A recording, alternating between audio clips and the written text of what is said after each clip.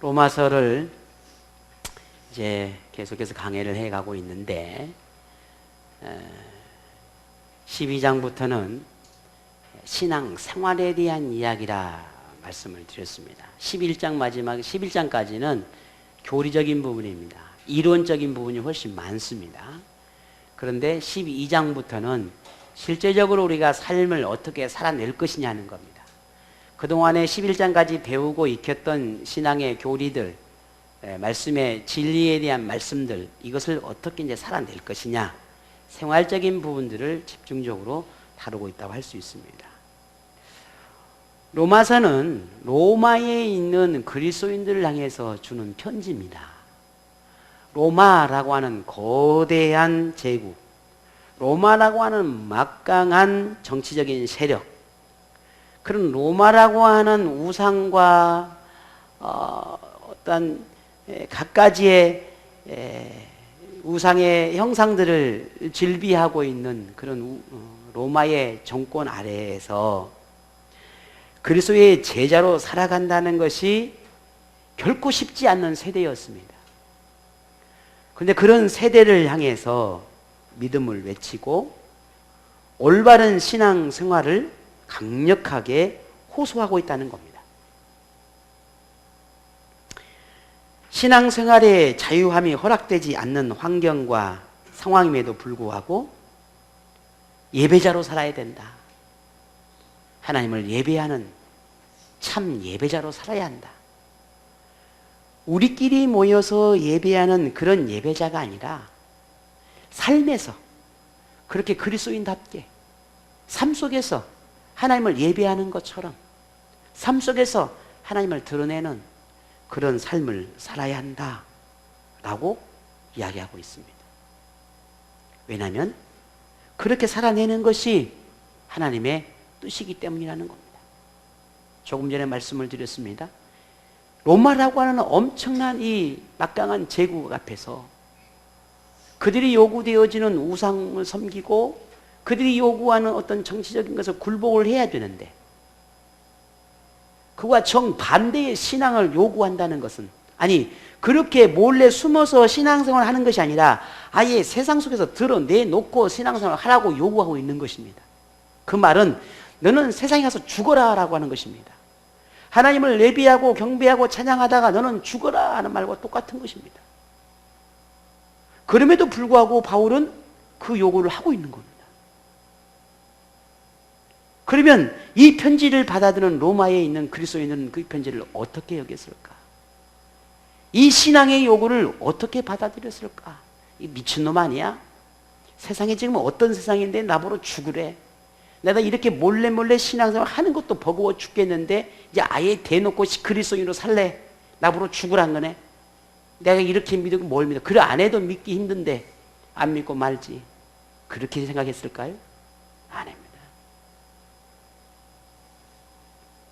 세상과 다른, 세상과 구별된, 자신이 더 이상 세상에 속하지 않았다는 것을 삶 속에서 생활로 증거해라 라고 하는 것이 지난주의 말씀의 교훈이었습니다. 여러분 어떻게 한 주간 보내셨습니까? 그렇게 살아내셨습니까? 바울이 세상 속에서 예배자로 살라고 하는 이 삶의 교훈을 여러분 삶 가운데 예배자로 살아내셨습니까? 세상 속에서 그리스도인으로 살다가 죽으라고 하는 이 요구에 우리는 어떤 삶을 사셨습니까? 나를 위해 죽을 수는 있지만 신앙을 위해 죽지를 못하는 게 오늘 우리입니다. 죽기 아니면 살기로 나를 위해서 시간을 투자하고 내 인생을 투자하고 물질을 투자하고 젊음을 투자하지만 그러나 단 하루도 온전하게 하나님을 위해서 투자하는 삶을 살아가는 삶이 우리는 얼마나 있는가? 요즘 1층에 작업을 하면서 그런 생각이 많이 듭니다. 삶 속에서 여러분이 어떤 삶을 힘들게 삶을 살아가는지 누구보다 이해하고 또 그렇게 바라보려고 많이 노력을 합니다. 힘들고 지쳐서 수요일이나 금요일에 와서 예배 드린다는 거 참 어렵고 힘든 건 충분히 이해하고 또 직장 안에서 받는 스트레스나 갖가지의 많은 환경과 여건들로 인해서 시간 하나 앞에 예배 드린다는 게 쉽지 않다라고 하는 것은 뭐 다 아는 바입니다. 그렇다고 그것이 이해되어지는 것과 그것이 용납되어지는 것은 다른 부분입니다. 지치고 피곤하지만 그것을, 그 몸을, 그 생각을, 그 마음들을 어떻게 하나님 앞에 나아갈 수 있을까를 고민할 때 그게 참 신앙입니다. 그게 오늘 바울이 예배자로 삶을 살아라 라고 하는 요구가 거기가 있습니다. 예배자의 삶, 하나님이 기뻐하는 생활, 하나님이 주신 은혜를 기억하여 응답하는 생활, 구원받은 자의 생활 등과 같은 이런 그리스도인의 신앙생활이 어떠해야 하는지에 대한 요구는 바울이 지금까지 수없이 반복하여 강조하는 삶입니다. 로마라고 하는 거대한 태산이 가로막혀 신앙생활이 자유롭지 못한 상황임에도 불구하고 그리스도인을 향한 바울의 요구는 지나치리만큼, 아니 엄격하고 단호하기까지 합니다. 바울은 왜 이토록 신앙생활에 대해 강력하게 말하고 있는 걸까요? 만일 마음으로는 믿지만 상황과 환경으로 인해 믿음에 합당한 생활을 할 수 없다고 한다면 그 믿음을 진실이라고 말할 수 있을까요? 그렇다고 한다면 굳이 하나님은 바울을 통해 신앙생활에 대한 구체적인 가르침을 주지 않았을 것입니다. 왜? 그 마음만, 그 생각만, 그렇게 그들의 그 모습만 하나님이 인정해 준다면 왜 삶을 이야기하고 생활을 이야기했겠냐는 거죠.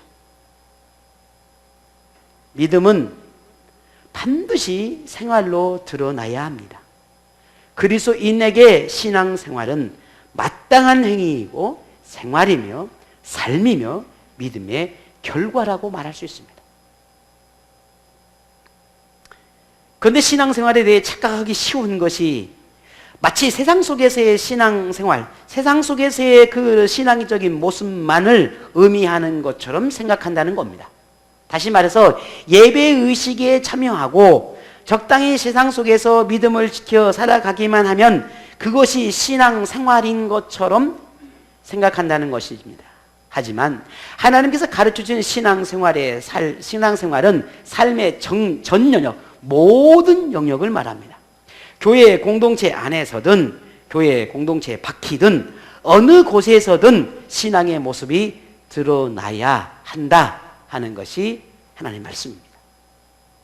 나 자신만 잘 믿고 나 자신의 신앙만 믿음만 변함없이 잘 지켜낸다면은 괜찮다라고 생각하는 것은 결코 건강한 신앙생활이 아니라 라는 것입니다. 그래서 하나님은 바울을 통해서 신앙이 생활에 어떻게 드러나야 하는지를 구체적으로 설명하고 있습니다. 하나하나 본문을 통해서 가르쳐주고 있습니다.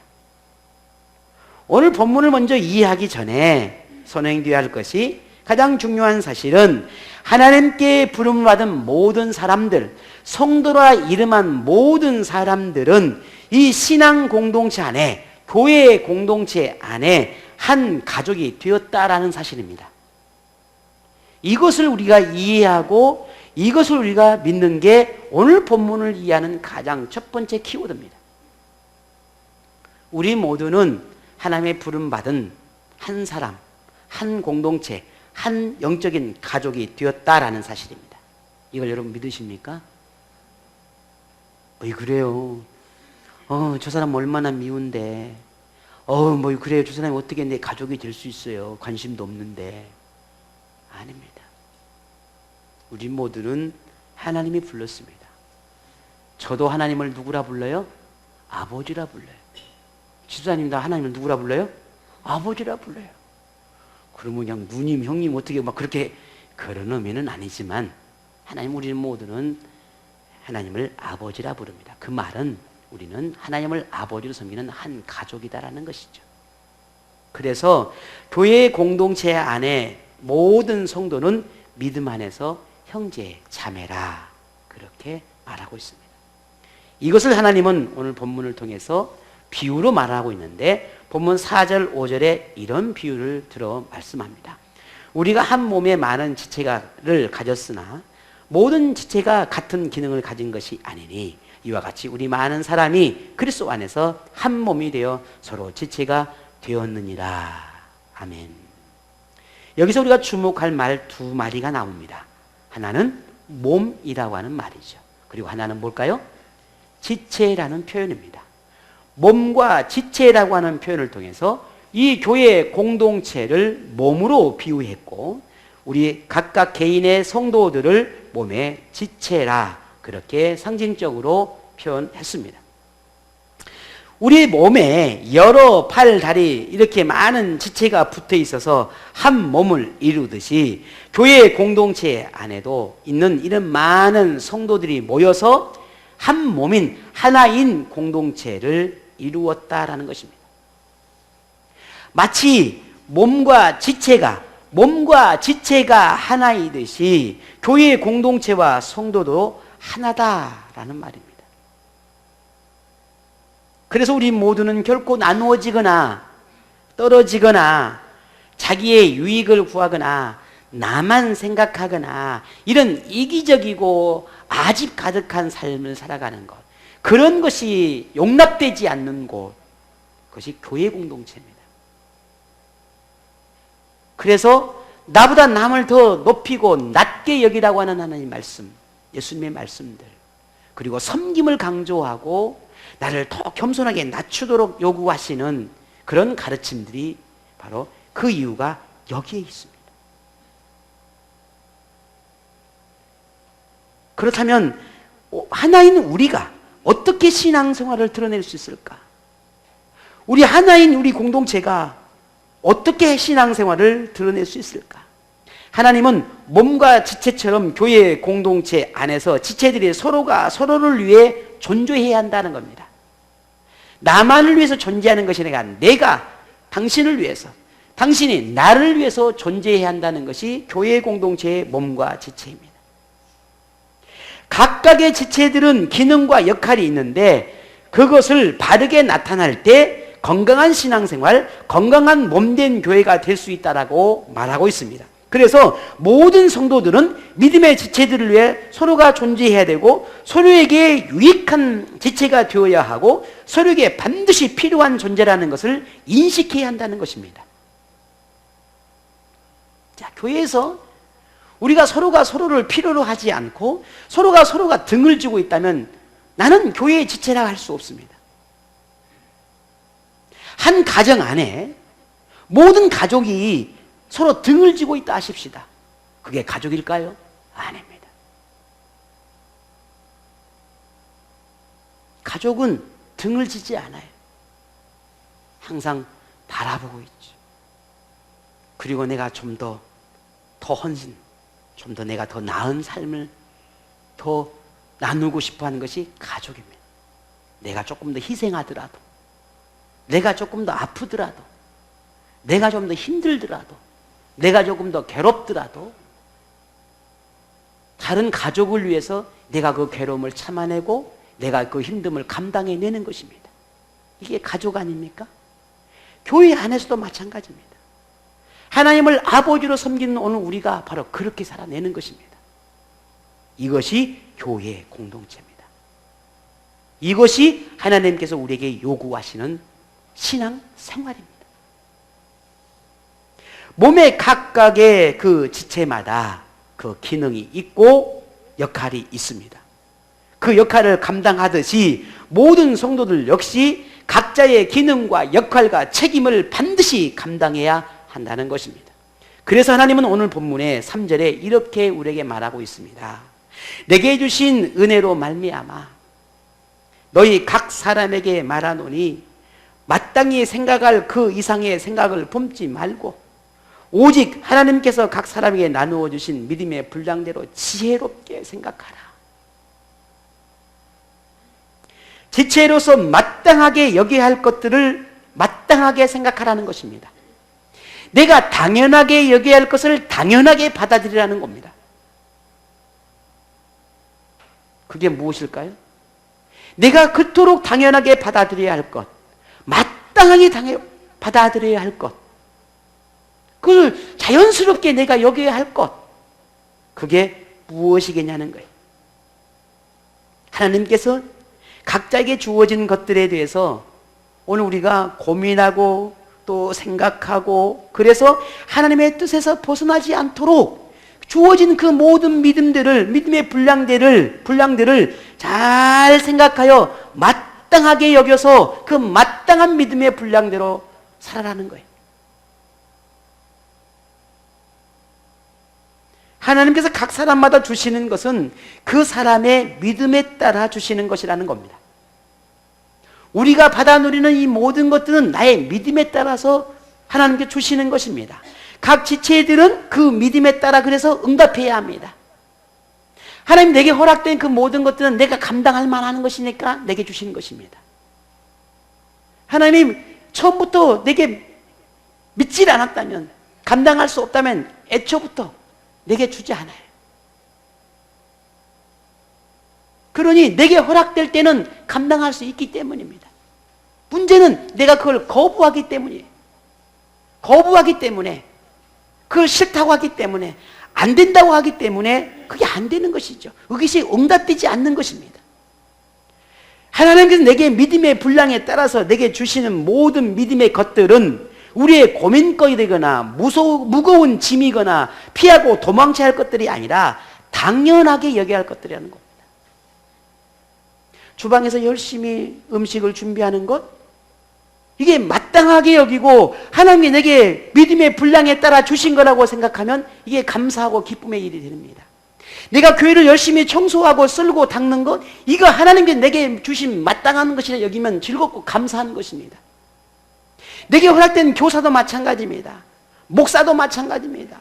그 모든 것들이 내가 감당할 때 감당할 만하니까, 아니 내게 허락한 것이니까 그걸 마땅한 것으로 여기면 그게 즐겁고 행복한 것입니다. 그러나 그렇지 않으면 그게 짐이 되고 십자가가 되고 고통이 되고 괴로움이 되고 슬픔이 되고 내 안에 무거운 것이 되는 것입니다. 그건 신앙생활이 아니라는 것이죠. 건강한 신앙생활이라 할 수가 없다는 것입니다. 그래서 하나님께서 우리에게 주시는 그 모든 것들은 믿음에 따라서 주신 것인데 마땅하게 여겨라 라고 말하고 있는 겁니다.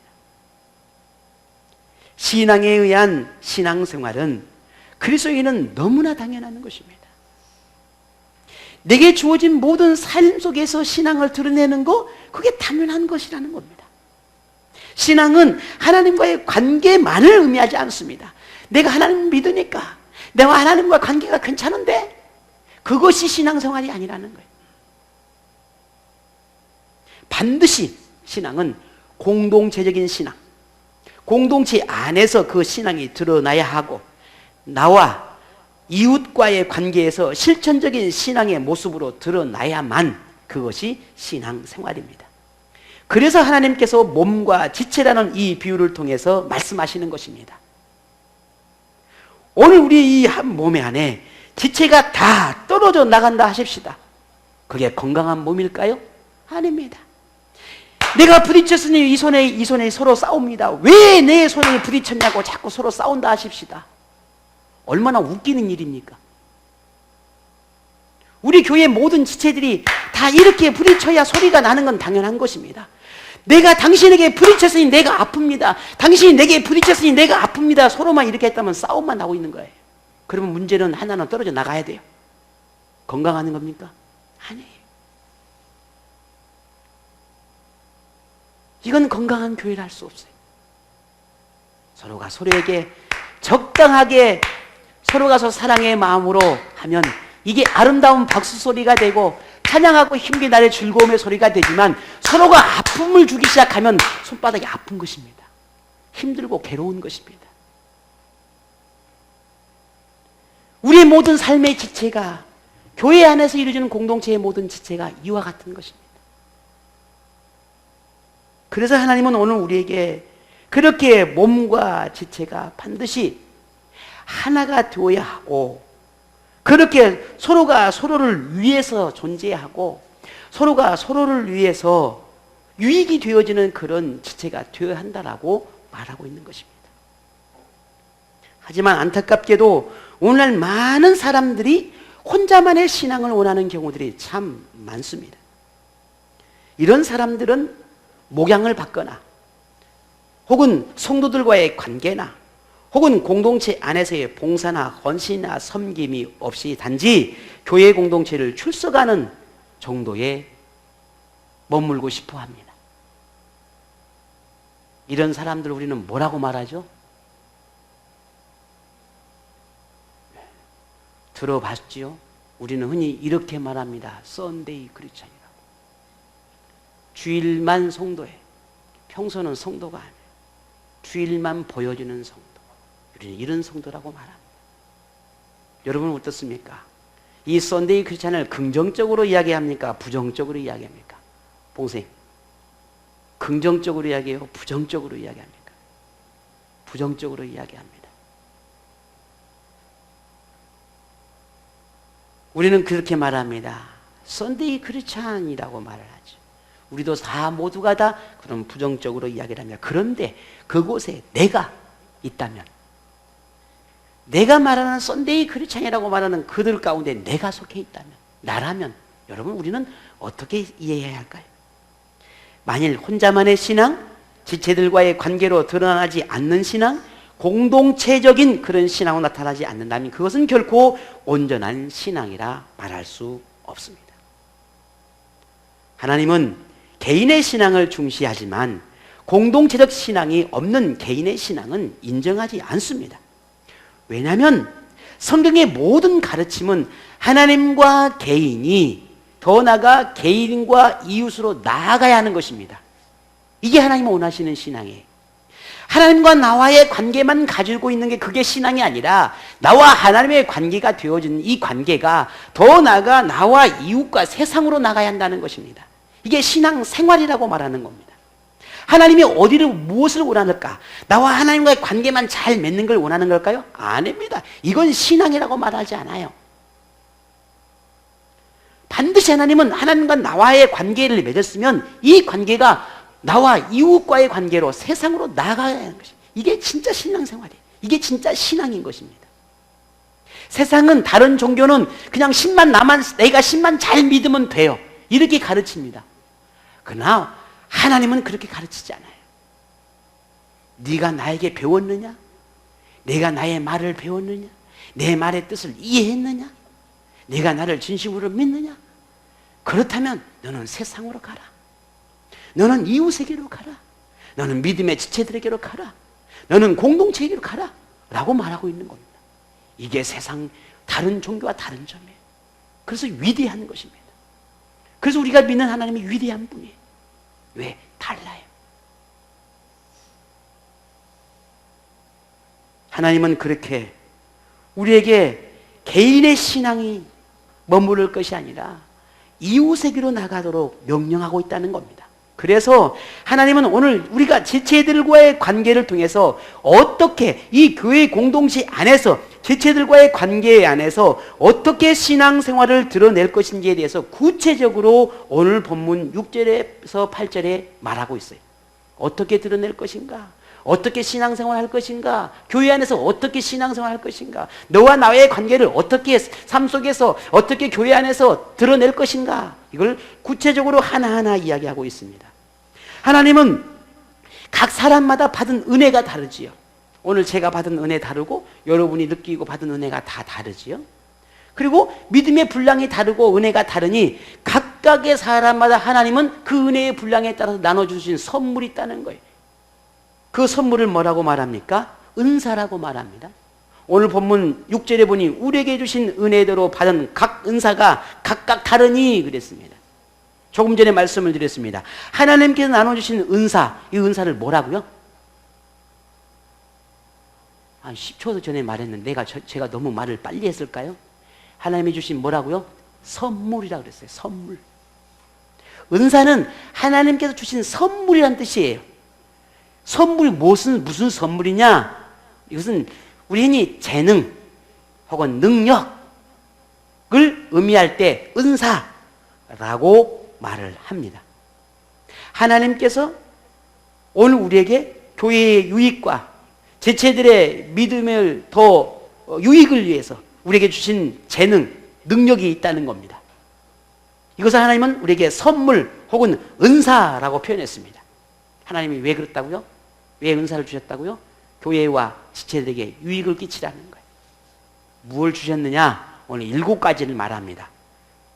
보면 예언, 섬기는 것, 가르치는 것, 위로하는 것, 구제하는 것, 다스리는 것, 긍휼을 베푸는 것.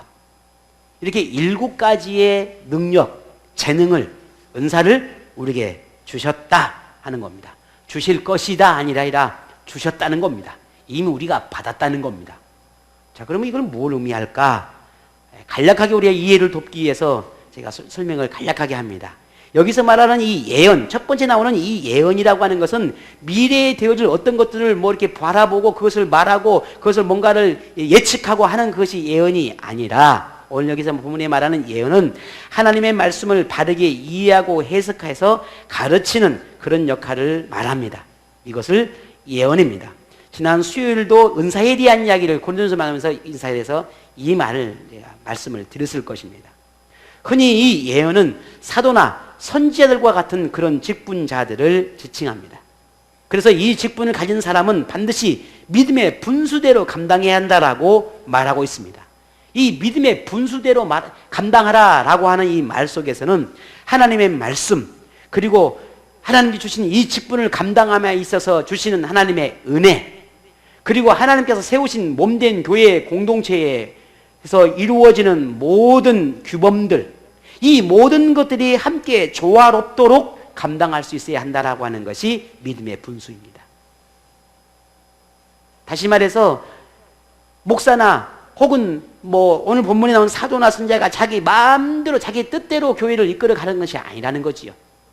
모든 게 조화를 이루어야 한다는 것입니다. 이것이 믿음의 분수대로 하라라는 의미입니다. 다음에 섬기는 일이라고 하는 것은 봉사하는 것을 말합니다. 봉사라고 하는 것은 여러 가지 많은 넓은 의미가 있겠죠.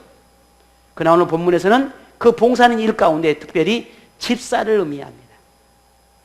여러분 다 집사라고 하는 직분을 맡았잖아요. 많은 분들이. 어떤 사람에게 이런 집사라고 하는 직분을 주어서 감당하게 한다는 겁니다. 또 가르치는 일입니다. 이 가르치는 일이라고 하는 것은 뭐냐면 하나님의 말씀에 대한 지혜와 지식적인 가르침을 의미합니다. 이 말은 앞에 예언적인 그런 말을 의미하는 것이 아닙니다. 일반적으로 교사나 순장과 같은 그런 직분을 맡은 사람들을 가리킵니다. 가르치는 사람들. 이런 사람들을 우리는 이런 직분을, 이런 일을, 이런 능력을, 이런 은혜를 우리에게 주셨다. 누가 주셨다고요? 목사가 줬다고요? 신입사님, 제가 순장을 맡길 때 제가 맡긴 거예요? 제가 준 거예요? 뭐 제가 줬잖아요. 뭐 제가 여러분에게 순장을 맡겠다고 여러분 생각하시면 언제든지 저를 거부할 수 있어요. 불순종할 수 있습니다. 왜? 그건 제가 명령한 거니까요. 제 말을 따르지 않을 수는 있어요. 그러나 그렇지 않아요. 하나님이 주신 거라면 순종해야 합니다. 신사님, 순종하고 계신가요? 불순종하고 계셔요? 순종하고 계시죠. 하나님이 주시는 은사라 그랬어요. 믿음의 분량에 따라, 믿음에 따라. 위로하는 일이라 했습니다. 위로하는 일이라, 위로라고 하니까 아픔이나 슬픔을 달래는 일이 아니라 말씀에 순종하도록 돕도록 돕고 권면하고 격려해주는 그런 일을 말합니다. 그러니 어머 어떡해, 너무 아팠겠다, 너무 힘들었겠다 라고 위로해주는 그런 일이 아니라, 그런 직분이 아니라 말씀을 가지고 격려하고 권면해서 그 말씀에 위로를 얻고 말씀 속에서 위로를 얻고 말씀 속에서 힘을 얻고 능력을 얻을 수 있도록 돕는 역할을 위로하는 일이라는 것입니다. 구제하는 일입니다. 말 그대로입니다. 구제하는 일, 돕는 일이죠. 나누는 일입니다. 그런데 오늘 보니까 순수한 마음으로 후한 마음으로 하라라고 그렇게 이야기했습니다. 아끼지 말라는 거. 이 양 구제할 거. 이 양 하나님 앞에 좋은 선하고 아름다운 일을 하는데 뭘 아끼고 할 수 있으면 능력껏 최대한 많은 걸 후한 마음으로 다스리는 일입니다. 교회의 지도자의 역할을 의미합니다. 그런데 이 다스리는 일을 할 때는 부지런히 열정을 가지고 열심으로 감당하라고 말하고 있습니다. 목회자나 교회의 지도자를 의미한다 할 수 있습니다. 열정, 부지런함. 마지막으로 긍휼을 베푸는 일입니다. 이것은 돌보는 것을 말합니다. 돌본다라고 하는 것은 모든 사람을 다 돌봐야 하겠지만 특별히 병든 사람, 연약한 사람, 혹은 노인, 이렇게 돌봄이 꼭 필요한 사람들을 돌보는 역할을 말합니다. 그런데 이 돌봄을 할 때 어떻게 하라고요? 즐겁게 하라는 겁니다. 나한테 이걸 맡겨가지고 내가 힘들어 죽겠는데, 나도 코가 석잔데, 즐겁게, 기쁘게. 이 모든 7가지의 모든 은사와 능력은 누가 주셨다고요? 하나님이 주셨다는 것입니다. 하나님이. 자, 오늘 저와 여러분, 이 7가지 은사들 가운데, 이런 재능과 능력 가운데 이것은 아주 대표적인 것입니다. 그 외에도 많은 재능과 능력이 있습니다. 하지만 오늘 아주 중요한 7가지만 예를 말씀을 드렸습니다. 하나님은 오늘 이 7가지 능력을 주셨는데, 만약에 오늘 7가지 능력 가운데 우리가 이 7가지 능력에 포함된 것이 있다면 뭐라고 여러분 생각하십니까? 어디에 속해 있습니까? 없습니까? 다 있습니다. 하나님은 모든 사람들에게 한 가지 이상은 다 능력을 주셨고 재능을 주셨고 은사를 주셨습니다. 이 7가지 안에 어떤 이유들 보면 다 포함되어 있어요. 다 한 사람도 예외인 사람이 없어요. 나와 상관이 없다고 자꾸만 생각하려고 하니까 여기 생각이 없는 것이지, 가만히 생각해보고 또 생각해보면 분명 여기 안에 다 포함되어 있습니다. 그렇다면 하나님께서 이런 은사를 주신 목적이 뭐라고 했습니까? 자신의 능력을 자랑하기 위함이 아니라 이웃을 위해서, 믿음의 지체들을 위해서, 공동체를 위해서 사용하도록 주신 것이다라고 했습니다. 본문이 말하는 모든 은사의 특징은 딱 하나로 귀결됩니다. 무엇입니까? 섬김입니다. 섬기라는 겁니다. 내가 나를 섬기라는 것이 아니라 내가 누군가를 섬겨야 한다는 것이죠. 무엇인가를 섬겨야 한다는 것이죠. 이것이 은사입니다. 이것이 선물이에요. 내가 아무도 섬기지 않고 있다, 무엇도 하고 있지 않다, 이것은 하나님이 내게 주신 은혜를 헛되이 여기는 것입니다. 어떤 모양으로든지 무엇으로든지 하나님을 섬기는 것, 교회를 섬기는 것, 지체들을 섬기는 것, 이것이 오늘 우리가 건강한 교회, 건강한 지체, 건강한 성도라 말할 수 있는 것입니다. 또한 그렇게 하도록 하나님이 주신 은사입니다. 자, 그렇다면 오늘 우리는 하나님께 무슨 재능으로, 어떤 재능으로, 어떤 능력으로 하나님을 섬겨야 하겠습니까? 종교적 행위에 그치는 신앙이 되겠습니까? 아니면 하나님의 가르침을 따라 몸의 지체의 역할을 감당하는 신앙생활을 하겠습니까? 하나님은 은혜로 나눠주신 선물을 우리가 헛되이 여기지 않기를 원하고 계십니다. 오늘 조금 전에 유사님 기도해 주신 것처럼 십자가의 그 은혜, 내가 감당할 수 없을 만큼의 그 위대한 은혜, 그 놀라운 은혜, 보혈의 은혜, 용서와 사랑의 은혜, 그것이 얼마나 크고 위대한지 오늘 우리는 날마다 묵상해야 합니다. 그 은혜를 우리가 헛되이 여기지 말자는 것입니다. 지금 우리에게 하나님께서 원하시는 것은 건강한 교회, 건강한 지체입니다. 그것은 하나님께 나눠주신 믿음의 분량대로 제 역할을 감당하는 교회와 지체가 될 때 가능합니다. 그러므로 즐거움으로, 기쁨으로, 성실함으로 믿음의 은혜를 따라 감당하는 교회, 우리 지체들이 되기를 원합니다. 신앙이 온전하게 드러나는 신앙생활을 통해서 하나가 되는 교회, 하나가 되는 지체가 될 수 있어야 합니다. 하나님께 주신 은혜, 그 은혜를 따라서 믿음으로 섬기고, 믿음으로 서로 사랑하고, 믿음으로 서로 나누며, 믿음으로 부지런함과 믿음으로 열정과 믿음으로 열심으로 서로 감당하고 그 모든 것들을 마땅히 여기며 당연하게 여기며 감당해 갈 때 그런 교회, 그런 지체, 그런 성도가 하나님이 원하시고 기뻐하는 교회 성도라는 것을 오늘 우리가 기억했으면 좋겠습니다. 2018년 이제 저물어 가고 있습니다. 한 해 동안 주어진 다양한 역할들, 앞으로 또 감당해야 할 참 많은 은혜의 선물들이 있습니다. 하나님은 우리의 믿음을 보시고 능력과 재능을 나눠주셨다라고 하는 것을 기억하기를 바랍니다. 하나님은 우리의 믿음의 분량에 따라 요구하고 또 명령하고 계십니다. 그것은 곧 우리에게 허락된 모든 것이 섬김이 감당할 만한 것이고 또한 그것은 우리가 그것을 감당하는 것이 마땅하기 때문에 우리에게 주어진 것입니다. 그러니 우리 모두가 다 아멘으로 순종으로 감당할 수 있는 저희들이 되었으면 좋겠습니다. 이것이 참 그리스도인이고 건강한 신앙생활을 하는 거 있는 것이고 하나님의 은혜를 헛되이 여기지 않는 믿음입니다. 우리 모두에게 주신 이 은혜를 다 감사함으로 기쁨으로 행복으로 그렇게 응답하는 신실한 하나님의 자녀이기를 원합니다.